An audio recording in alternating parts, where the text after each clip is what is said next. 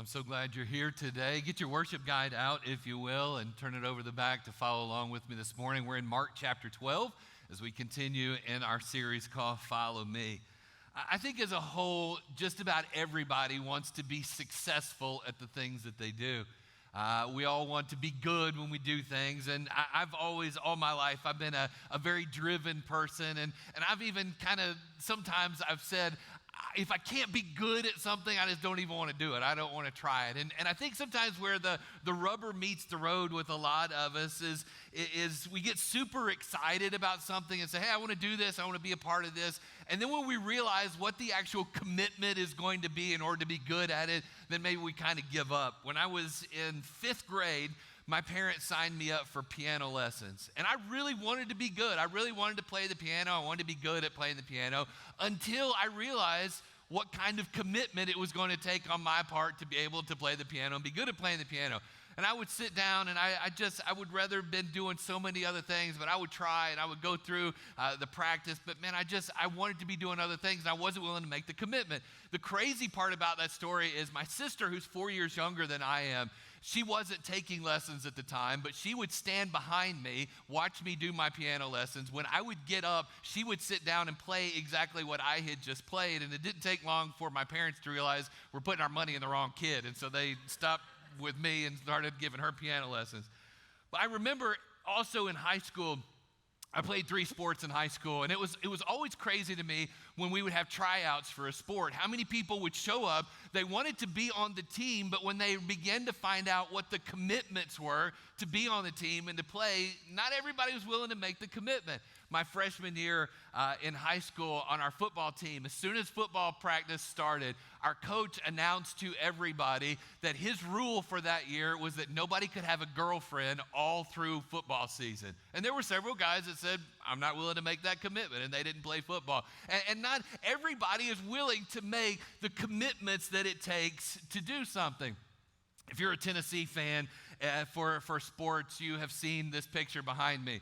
And you've seen the sign that the players hit as they walk out onto the field. And it simply says this, I'll give my all for Tennessee today. And what they're saying is this, I know what the commitment is being asked of me to be on this team. And I'm willing, as I go out there today, to give my all and give every bit of me. And I'm willing to make that commitment. Well, the sad reality is this. When it comes to following Jesus and the commitment that he asks all of us to make in following him, too many of us are saying, I want to be on the team, but I don't want to give my all. I don't want to make the whole commitment. I'm happy to wear the jersey. I'm happy to cheer on everybody else. I'm happy to talk a big game for Jesus, but I don't want to really make the commitment that it takes to be all in following Jesus. New Testament scholar D.A. Carson wrote a little book called Basics for Believers. It's a great little book, but he begins the book this way, kind of tongue-in-cheek with this statement. He says, I would like to buy about $3 worth of gospel, please. Not too much, just enough to make me happy, but not so much that I get addicted. I don't want so much gospel that I learn to really hate covetousness and lust. I certainly don't want so much that I start to love my enemies and cherish self-denial and contemplate missionary service in some alien culture. I want ecstasy, not repentance. I want transcendence, not transformation. I'd like to be cherished by some nice, forgiving, broad-minded people, but I myself don't want to love those from different races. I'd like enough gospel to make my family secure and my children well-behaved, but not so much that I find my ambitions redirected or my giving too greatly enlarged. I'd like about $3 worth of gospel, please. Now, most of us would not be so coarse as to say those words. But if we'd be honest with us, a lot of those things have crossed our minds. I want parts of the gospel, I want the good parts, but I don't want to go all in for Jesus. You see, too many people are saying this today.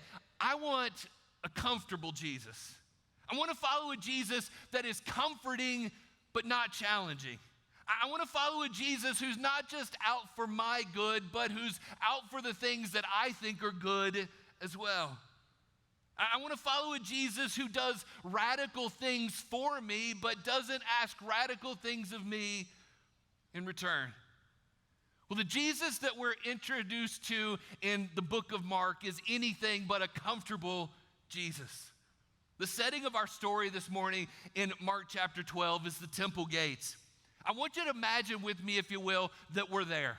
I want you to imagine the scene, and I want you just for a little bit to see this scene through the eyes of Jesus. And I want to imagine that we're sitting right next to Jesus, and I want us to listen to his words, but I want us to see things through Jesus' eyes that we wouldn't have noticed if we'd been there on that day. Mark chapter 12, verse 41 says this, "And Jesus sat down opposite the treasury and began watching how the people were putting money into the treasury, and many rich people were putting in large amounts. And a poor widow came and put in 2 lepta coins, which amount to a quadrans. Calling his disciples to him, he said to them, 'Truly I say to you, this poor widow put in more than all the contributors to the treasury. For they all put in out of their surplus, but she out of her poverty put in all she owned, all she had to live on.'" As we look at this story through the eyes of Jesus this morning, I want you to notice a couple things. They're there on your notes. Here's the first one. I want you to notice what Jesus saw that nobody else could.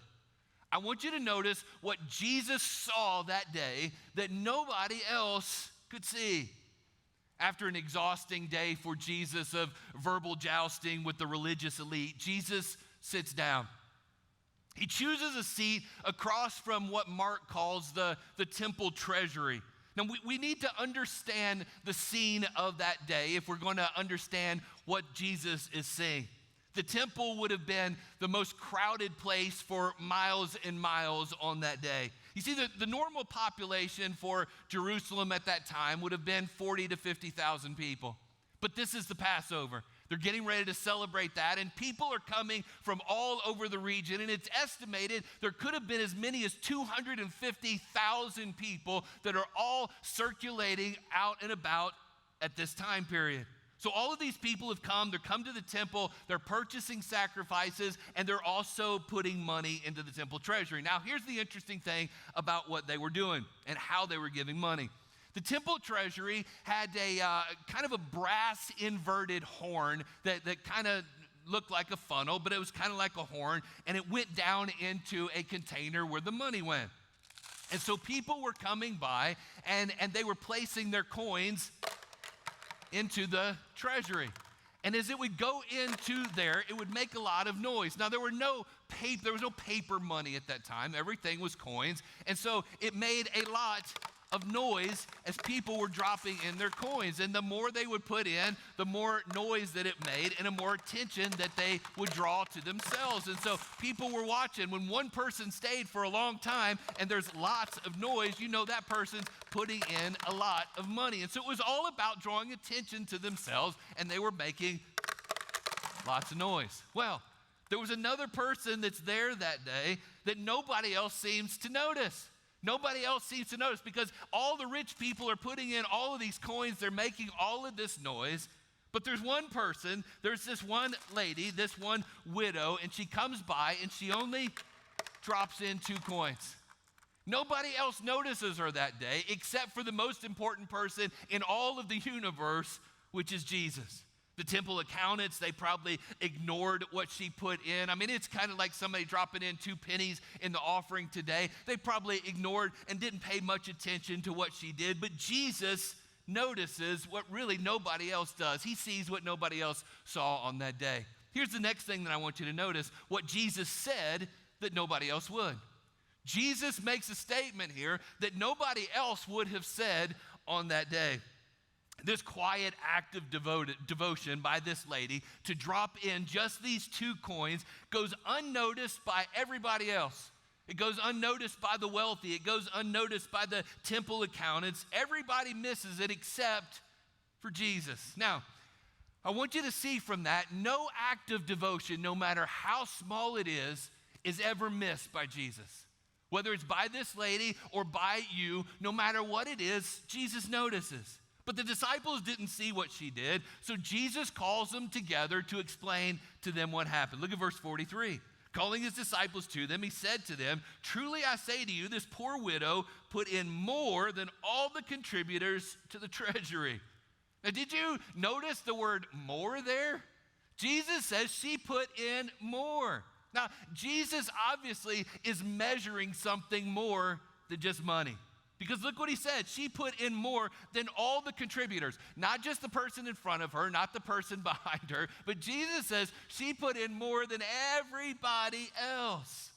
Now, as you look at this woman, everything about her shouts less. Less, less, less. Her appearance less, her offering less, her social standing less. But Jesus says of her, he uses the word more. Now, Jesus has a different measuring system. His economy works differently than ours does, and he values different things than we do. So how are a couple coins more than all of the gold and all of the silver that was flowing into the treasury that day? Well, Jesus explains the answer to that in verse 44.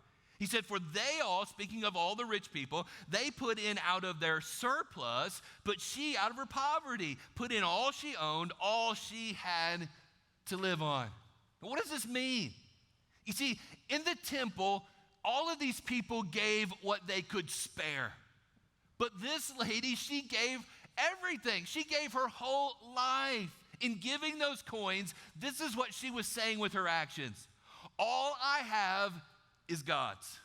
All I am is his. My future is in his hands. That's what she was saying. Now, at this point, you would typically think, okay, here we go. He's getting ready to talk about money. We better buckle up. The rest of the sermon is going to be about money. But I really don't think that that's the point of this passage. I really don't. I think there's so much more about this passage than about money. I think Jesus is talking here about being totally, completely devoted to God and holding nothing back. You see, Jesus isn't saying here, go empty your bank account and just become destitute. He's not saying that. As a matter of fact, I think he's taking a deeper step than that. Because I think in this story, our eyes have to be fixed on Jesus and what he says and what he does. Our theme for this year at church is following Jesus. And Jesus is the most vital person in any Bible story that we study. And so our eyes have to be fixed on him. You see, the widow metaphorically put in her whole life. But Jesus put in his whole life for us. The widow gave up everything that she had, and Jesus gave up everything that he was. She put in 2 lepta coins, and she held nothing back. And Jesus held nothing back in giving his life for us. You see, the biggest giver of all time is Jesus. The most generous person of all time is Jesus. Now, nobody really understood what was going on as this story unfolds. Because Jesus was about to give everything. He was about to give his whole life. This was early in the week. Jesus was going to be arrested on Thursday. He was going to die on Friday. Throughout the book of Mark, Jesus was clear. He came for the express purpose of dying, of holding nothing back, of going all in for us. So this is what I want to do with the remainder of my time this morning. I want to give you 4 benefits that we get by going all in. When you go all in for God and say, God, you've got every bit of me, I'm yours, my whole life is in your hand, there's 4 things that you benefit from doing that, and I want to give them to you. Here's the first one. When I go all in for God, it settles the position issue. It settles the position issue in my life. Well, what's the position issue? It answers this question, who is going to be number 1 in my life? Who's going to be number 1? We all battle with that. Listen, every single person in this room has had to battle with that question. Who's going to be number 1? Every single one of us that claim to be followers of Jesus, we've had to answer that question. Who's going to be number 1 in my life? Who's going to call the shots? And when I go all in for God, it settles that question for me. You see, this is something we've dealt with all the way back from the beginning of time. Genesis chapter 3. Satan comes to Eve. You remember what he said? Hey, it's terrible that you can't eat from all of this wonderful fruit in the garden. And Eve corrects him and she says, oh no, we can eat all of it except for just this one tree. And God says that if we eat from that tree that we're going to die. And do you remember what Satan said? Listen, the serpent said to her, you're not going to die if you eat that fruit. God knows that the day you eat it, your eyes are going to be open and you'll be like him. What was he saying? You can be number one if you'll just eat that. And she buys into it, hook, line, and sinker. And all the way back to the beginning of time, we've been dealing with the issue of who's going to be number one, who's going to call the shots. And when I go all in for God, it settles that issue. Here's another thing it does. It settles the permission issue. Not only the position issue of who's number one in my life, but it settles the permission issue. And the permission issue answers this question: who has the rights to my life? Who has ownership and rights to my life? Going all in for Jesus settles the position issue and the permission issue. You see, I have Christians come to me all the time that have this idea of, why does God keep bothering me? Why does God keep nagging me about this and making me feel bad about that and trying to get me to give him this? Why does God just bother me all the time? Jesus said in Matthew 6:24, nobody can serve two masters. You can't. You're either all in for one or all in for the other, but you can't be in the middle, and he was right. And when I go all in, it settles the permission issue of who has the rights to my life. I read a story about a lady that she was a school teacher and she was out of work back during the Depression, and there was only one school in the little town that she lived in, and it was a one-room schoolhouse. So she goes and she applies for the position, and she has to answer some questions in front of the school board. And one of the men on the school board asked her this question, said, do you believe that the earth is round or do you believe that the earth is flat? And she needed the job so bad, she said, I can teach it either way. Which way do you want me to teach it? I think there's a lot of people that think that in their Christian life. I can live it either way. I can go either way. I can sit in here on Sunday and I can get my Bible out and I can take notes and I can sing the songs and I can go through all of the motions. But then Monday through Saturday, I'm just going to live how I want to live, and I want to play both sides of the fence, but you can't do that. You got to go all in, and when you do, it settles the permission issue. Here's another thing it does. Going all in settles the profession issue. The profession issue. What is the profession issue? It's when I no longer am just saying it with my lips, my life is now backing it up. You see, we can talk a big game, and we could say all of these things, but our life doesn't always back it up. It's not just saying I'm all in with my lips. It's saying I'm all in with my life. In Luke chapter 6, verse 46, Jesus himself is surprised. Jesus is surprised. How many people would say, I'm all in with my mouth, but they're not really all in with their life? Look what he says. He says, why do you call me Lord, Lord, but you don't do what I say? Jesus is saying, in the same time the breath is coming out of your mouth that you're saying, Lord, Lord, your life doesn't back it up. He goes on in verse 47, he says, I'll show you what he is like who comes to me and hears my words and puts them into practice. Jesus says this, it's more than lip service. It's backing it up with your life. When you come to me, when you listen to me, when you obey me, that's when you're truly all in. My freshman year in high school, I made the varsity football team in our high school. I was super excited. Yes, that's me.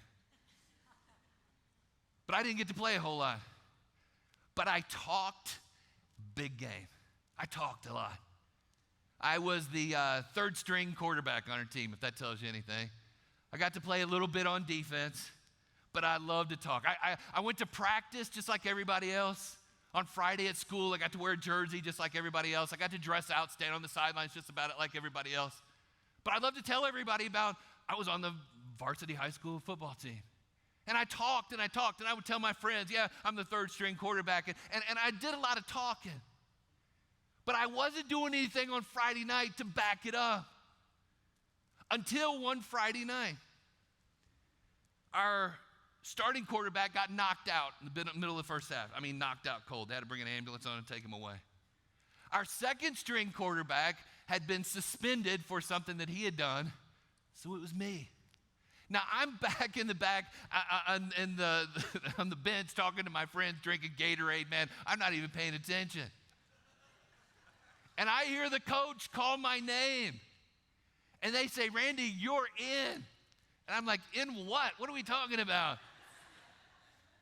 So I get up and he says, hey, this is what's happening. Obviously, you haven't been paying attention. And I remember very distinctly, I took a knee, I set my helmet down, and I began to adjust my shoulder pads and try to get my head straight because there was my team. They were out there in the huddle. They were waiting on me. So my coach sends me in. I take about 12 to 15 steps out onto the field. I hear the crowd start kind of rumbling in the background, and then I hear my coach calling my name. And he's yelling at me, and so I turn around to see what he wants, and he has my helmet in his hand. And I'd left it over there on the sideline, so I have to hang my head, go back over there and get that. But I didn't know the plays. I didn't know what I was doing. I embarrassed myself. Why? Because I was all talk and no action, and I couldn't back it up. Maybe there's a lot of people, they come to church, they say the right things with their mouth, but their life doesn't back it up. You see, the evidence of going all in with God is complete obedience to God. Partial obedience is not obedience at all. It's only convenience. So when I go all in, it settles the position issue. It settles the permission issue, the profession issue, and then finally, it settles the possession issue. Possession. And it answers this question, who owns the stuff in my life? Who owns it? Now, before I talk about the stuff in my life, I got to talk about me. Who owns me? Well, God made me.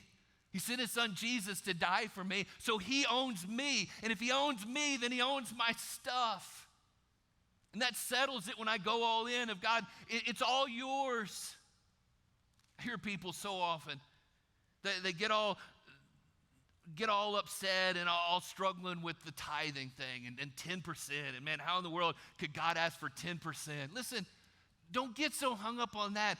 God owns 100%. It's all his. We got to settle the possession issue of who it all belongs to. In Mark chapter 12, Jesus saw what no one else could see. Jesus said what nobody else would say. And as we strive to follow Jesus, I want us to go all in. So I want to close with a take-home thought. What's a good way for us to be reminded? Adam's going to come help me with this. What's a good way for us to be reminded of this? Adam's going to be God in this illustration. You just have to let your imagination stretch a little bit. Every day when I get up, God places things into my hands. So I get up and it's morning time, and God, I'd love to speak some kind words to people today. And so God gives me the ability to speak kind words. I'm going to need some compassion. I'm not normally a compassionate person, so I'm going to need some resources. I don't have a whole lot of stuff, but I need resources to live, so I'm going to need some of those. And some acts of service. It's always good for a Christian to do, to serve other people. And some time. I don't have a lot of time, but you bless me with some time. So the point of this is God places things into our hands. Now, I've got a choice. I can live one of two ways. I can live with my hands closed-handed. And I can say, God gave me this stuff. It's mine. I'm going to hang on to it because it's my stuff. I'm going to use this time for me. I'm going to use these acts of service just to make myself feel better. I'm going to use it for me. Or I can choose to live my life open-handed. And when I live my life open-handed, God begins to bring people into my mind and into my attention. And I say, I drove by your house the other day and your grass needs to be cut. So I'm just, for sake of illustration. Your grass needs to be cut. I got some time and I got a lawnmower. Man, I'm going to cut your grass for you. It's an act of service. God gave me the ability to do it. I love watching you guys worship. Just inspires me. So I want to speak some kind words to you. Tell you I appreciate you and I love you. I love watching you serve and sing. I got some time.